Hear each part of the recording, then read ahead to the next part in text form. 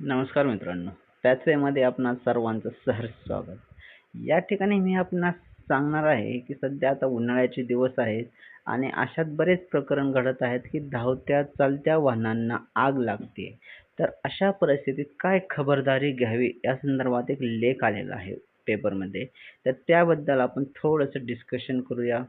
तर या ठिकाणी जर आपण पाहिलं तर चालक मालकाने अशी परिस्थिती टाळण्यासाठी काय काय काळजी घ्यायला पाहिजे प्रथमतः.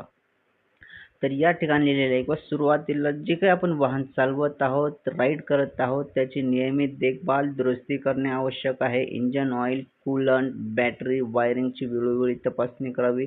निकृष्ट दर्जाचे इलेक्ट्रिकल पार्ट अथवा लोकल फिटिंग टाळावे. वाहनात छोटा फायर महत्वाचं सर्वात गोष्ट आहे की आग लागल्यास काय खबरदारी घ्यावं. त्यासाठी मुख्यतः आपल्या फोर व्हीलर असेल तर त्यामध्ये छोटा फायर एक्सटिंग्विशर ठेवावा.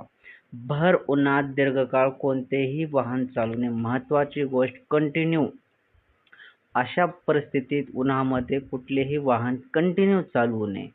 तसेच दुसरं म्हणजे चालकाने कोणती काळजी घ्यायची तर वेळोवेळी आपल्या वाहनाकडे लक्ष देण्याची गरज आहे, दुरुस्तीकडे लक्ष देण्याची गरज आहे. वाढत्या उन्हात लांब पल्ल्याच्या मार्गावर प्रवास करताना प्रारंभी वाहनाची तपासणी करावी. इलेक्ट्रिक वाहनाची वायरिंग, बॅटरी तपासावी.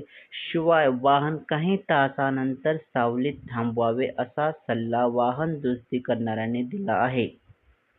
आणि महत्वाचं म्हणजे उन्हाळ्याच्या दिवसामध्ये शक्यतो पहाटे सकाळी 6 ते सकाळी 11 पूर्वी प्रवास करावा. त्यानंतर 4:30 वाजेनंतर ते रात्री 11 वाजेपर्यंत प्रवास करणे योग्य राहील.